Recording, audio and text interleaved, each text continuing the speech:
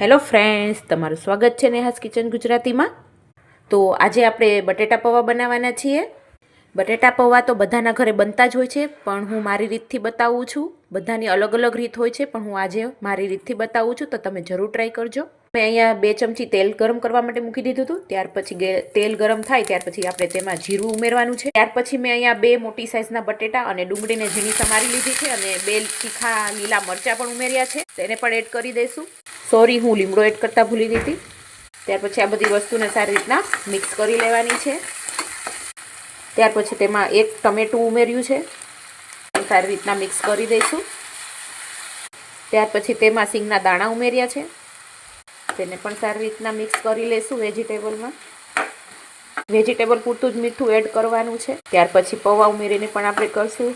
અત્યારે મીઠું ઉમેરી દઈશું તો આપણા સરસ બટેટા અને ટમેટા ને બધુંય સરસ સારી રીતના ચડી જશે. આપણે તેને ઢાંકીને 5 મિનિટ સુધી તેને ચડવા દઈશું.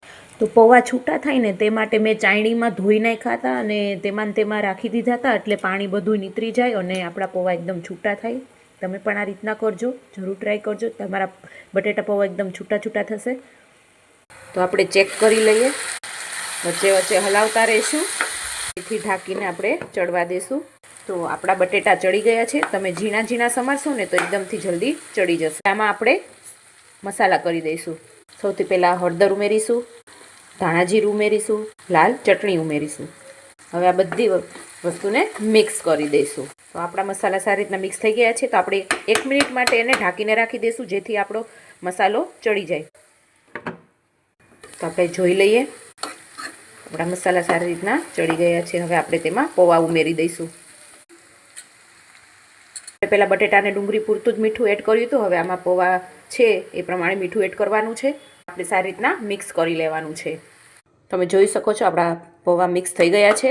ત્યાર પછી છેલ્લે તેમાં લીંબુ ઉમેરી દઈશું અને ઝાઝી બધી ધાણા ભાજી ઉમેરી દઈશું. તો આપણા રેડી છે પૌવા બટેટા. તમે જરૂર ટ્રાય કરજો. જો તમને મારી આ રેસીપી ગમી હોય તો પ્લીઝ લાઇક, શેર અને સબસ્ક્રાઈબ જરૂરથી કરી દેજો. થેન્ક યુ અને બાય બાય.